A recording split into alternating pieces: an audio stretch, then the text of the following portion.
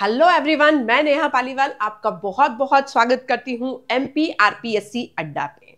और assistant professor की exam देने वाले बच्चों के लिए ये एग्जाम के कुछ अंतिम दिन बचे हैं एग्जाम से पहले के। तो आइए देखते हैं कि लास्ट के 10-12 दिनों के अंदर आप अपने एग्जाम्स के लिए किस तरीके से प्रिपेयर करें। तो आज उसी स्ट्रैटेजी पे हम बात करेंगे कि एग्जाम्स के लिए आप अंतिम दिनों में किस तरीके से पढ़ाई करें और अपने सिलेक्शन को पक्का करें। देखिए, आपका जो एग्जाम है उसमें आपको 2 पेपर देने हैं। अभी जो आपका एग्जाम डेट है वो एग्जाम डेट है आपका 3 मार्च। 3 मार्च जो है वो एग्जाम डेट है जिसमें 8 सब्जेक्ट्स के लिए एग्जाम होनी है और जिसमें कॉमर्स विषय की भी असिस्टेंट प्रोफेसर की एग्जाम 3 मार्च को होनी है। अब आपके पास दिन बहुत कम बचे हैं, तो इन दिनों में आप किस तरीके से प्रिपेयर करें, आज उसी बात पे चर्चा करेंगे। आपके एग्जाम में सबसे पहली चीज तो ये बता दूं कि आपके एग्जाम में नेगेटिव मार्किंग नहीं है। कोई नेगेटिव मार्किंग नहीं है तो आप अच्छे तरीके से तुक्का लगा सकते हैं, आपको लगाने भी चाहिए, ठीक है। दूसरी चीज, आपको एग्जाम में जो है 2 पेपर्स होने हैं आपके एग्जाम के अंदर। एक होगा आपका पेपर 1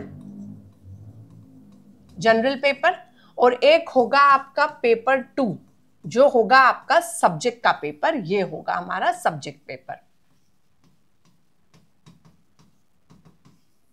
ठीक है। जनरल पेपर के अंदर जो 50 क्वेश्चन आने हैं आपके, इस पेपर 1 के अंदर आपके 50 क्वेश्चंस आने हैं। और इन 50 क्वेश्चंस के अंदर जो चीजें हमको कवर करनी है वो एक तो है एमपीजी के, दूसरा हमको पढ़ना है करंट अफेयर्स और तीसरा सेक्शन होगा आईसीटी का। अब क्वेश्चंस कुछ इस तरह आएंगे। फर्स्ट पेपर के अंदर जो एमपीजी के है इसका वेट सबसे ज्यादा है, अराउंड 35 क्वेश्चंस जो है वो यहां एमपीजीके में से आने वाले हैं। और बाकी दोनों सेगमेंट में से 7 to 8 क्वेश्चंस आप मान के चलिए ईच, 7 to 8 क्वेश्चंस ईच, मतलब 7 to 8 क्वेश्चंस करंट अफेयर्स के और 7-8 क्वेश्चन ही आईसीटी के आएंगे। तो आपका कुछ इस तरीके से पहला पेपर होना है। तो सबसे ज्यादा जो वेटेज है वो एमपीजीके का है, ठीक। दूसरी चीज, आपके जो सब्जेक्ट है इस सब्जेक्ट के आने हैं 150 क्वेश्चन, तो ये काफी ज्यादा इंपॉर्टेंट रहने वाला है। वैसे भी जो सब्जेक्ट होता है वो हमारा स्ट्रॉन्ग पॉइंट होता है। ये हमने काफी समय तक, जैसे आप असिस्टेंट प्रोफेसर की तैयारी कर रहे हैं तो आपने ये चीजें जो आपके एग्जाम्स में आने वाली है ये आप 11th 12th बीकॉम एमकॉम इन सारे लेवल्स पे पढ़े हैं, फिर आपने इसको नेट या सेट के लिए भी प्रिपेयर किया है। तो ये वही चीजें हैं जो आप काफी समय से पढ़ रहे हैं, तो डेफिनेटली ये आपका स्ट्रॉन्ग पॉइंट होगा, ठीक है। और यहां पर कई बच्चे ऐसे सोच लेते हैं कि हम जीके की तैयारी ना करें या फर्स्ट पेपर को छोड़ दें या बिना पढ़े पेपर दे देते हैं, तो ऐसा बिल्कुल नहीं करना है, क्योंकि इसमें 40% मार्क लाने जरूरी है। तो अगर यहां आप बात करें कि 50 क्वेश्चन हैं तो इसके 40% लगभग 20 क्वेश्चन आपको सही करने जरूरी है। और यहाँ पे अगर 40% की बात करूं तो कुछ 60 क्वेश्चंस आपके सही होने जरूरी है, क्योंकि अगर फर्स्ट पेपर में आपके 20 क्वेश्चन करेक्ट नहीं होते हैं तो आपका सेकंड पेपर चेक ही नहीं होता है। इसलिए इंपॉर्टेंट है, क्योंकि individual minimum passing mark criteria है, तो आपको इस बात का विशेष ध्यान रखना है कि हमें इस पेपर को ठीक तरीके से पढ़ना है। और सबसे ज्यादा वेटेज जो है वो एमपीजीके की होने वाली है। दूसरी चीज, बच्चे काफी बारी पूछ रहे हैं कि पेपर 2 के लिए हमें पेपर्स अवेलेबल नहीं है, असिस्टेंट प्रोफेसर के तो पेपर्स अभी तक भी अवेलेबल नहीं है, तो हम कैसे प्रिपेयर करें। तो यहाँ पे 2 इंपॉर्टेंट एग्जाम्स हैं जिनके अगर आप पेपर कर लेते हैं तो काफी बढ़िया रहेगा। सबसे पहले तो आप सेकंड पेपर के लिए आप सेट के पेपर्स कीजिए, फिर वो एमपी के हो, राजस्थान के हो, वेस्ट बंगाल के हो, कोई भी अगर आपको सेट के पेपर मिलते हैं तो आप उन पेपर्स को जरूर लगाएं। इसकी आपकी एग्जाम में काफी इंपॉर्टेंस भी रहेगी और काफी ज्यादा आपके लिए हेल्पफुल हो जाएगा अगर आप सेट के पेपर प्रिपेयर करते हैं, इनको एग्जाम से पहले एक बार सॉल्व करके जाते हैं तो काफी बढ़िया रहेगा। अगर आप सेट के पेपर कर चुके हैं तो सेकंड स्टेज में आप नेट के पेपर भी कर सकते हैं। अब नेट के पेपर का थोड़ा सा लेवल ज्यादा होता है, असिस्टेंट प्रोफेसर के एग्जाम में उतना लेवल नहीं है, लेकिन यहाँ पर जिन पर आपको दिख जाए कि डायरेक्ट एमसीक्यू वाले क्वेश्चंस बन रहे हैं वो क्वेश्चन आप जरूर करें। और लास्ट के 5 ईयर के अगर आप ये पेपर कर लेते हैं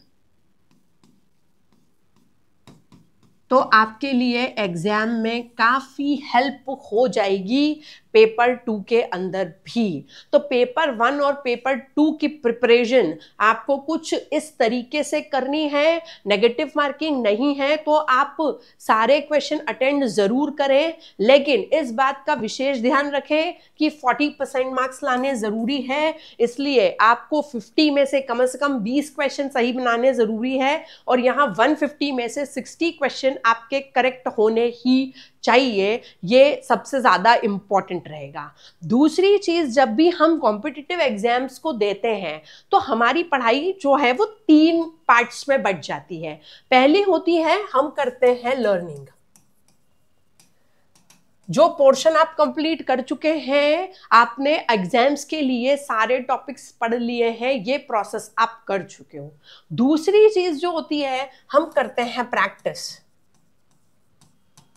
तो लर्निंग और प्रैक्टिस तो हम कर चुके हैं, इतने समय से एग्जाम के लिए प्रिपेयर कर रहे हैं तो हम सारे टॉपिक पढ़ भी चुके हैं और उनकी प्रैक्टिस भी कर चुके हैं। अब जो सबसे इंपॉर्टेंट एस्पेक्ट है जिस पे आपको बहुत ज्यादा काम करना है वो है रिवीजन।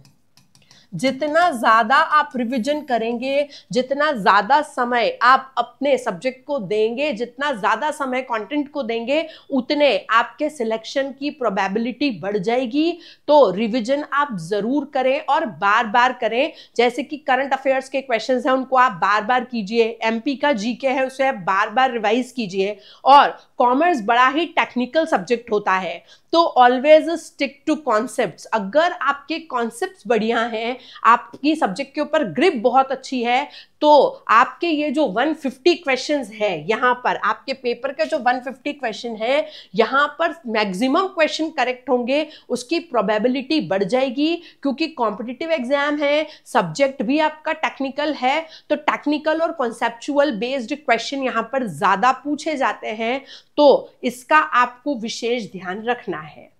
एक और इंपॉर्टेंट चीज है जो एग्जाम में काफी देखने को मिलती है वो होता है टाइम। बच्चों को टाइम कम पड़ता है तो थोड़ा सा आपको टाइम मैनेजमेंट भी करना पड़ेगा। जैसे कि मैंने आपसे अभी कहा कि आप जो है सेट के पेपर्स कीजिए या नेट के पेपर्स कीजिए, यहाँ से आपका जो मैनेजमेंट है टाइम का ये भी स्ट्रांग होगा। क्योंकि अगर हम एग्जाम का टाइम जो है उसमें अगर हम पेपर कंप्लीट नहीं कर पाते हैं तो काफी ज्यादा, कई बार ऐसा हो जाता है कि हमें क्वेश्चन आते थे बट हम उनको अटेंड नहीं कर पाए क्योंकि समय कम पड़ गया। तो टाइम मैनेजमेंट बहुत इंपॉर्टेंट रहेगा। तो रिवीजन के साथ साथ जो दूसरी चीज आपको ध्यान रखनी है वो है कि आप टाइम को मैनेज कीजिए, ढंग से मैनेज कीजिए। तीसरा, अपनी हेल्थ का ध्यान रखिए, एग्जाम बहुत नजदीक है, ऐसा ना हो कि एग्जाम टाइम पे हम बीमार हो जाएं और उसका इफेक्ट हमारे पेपर पर पड़े। तो ये कुछ बातें हैं जिनका अगर आप ध्यान रखते हैं और अच्छे से फोकस करते हैं तो डेफिनेटली आपका सिलेक्शन होगा ही, आपका असिस्टेंट प्रोफेसर बनने का सपना जरूर पूरा होगा। और हम सबकी ओर से आरपीएससी अड्डा फैमिली की तरफ से आप सभी को आपके एग्जाम्स के लिए ऑल द बेस्ट। और इसी तरीके के अपडेट्स के लिए आप हमारे YouTube चैनल को जरूर सब्सक्राइब करें। साथ ही साथ आप हमारे साथ टेलीग्राम पर, फेसबुक पर और इंस्टाग्राम पर भी जुड़िए। काफी बच्चे एडमिट कार्ड के बारे में भी मैसेजेस करके पूछ रहे हैं, तो एडमिट कार्ड भी आपके जल्द ही जारी होने वाले हैं। जैसे ही एडमिट कार्ड जारी होगा हम आपको जरूर ये अपडेट दे देंगे। तो अपनी एग्जाम्स की प्रिपरेशन अच्छे तरीके से कीजिए और अपनी जो टाइम है उसको प्रॉपरली यूटिलाइज कीजिए, क्योंकि एग्जाम में सिलेक्शन के लिए सबसे इंपॉर्टेंट है कि आप अपने समय का कैसे उपयोग करते हैं। तो all the best for your exams and good bye.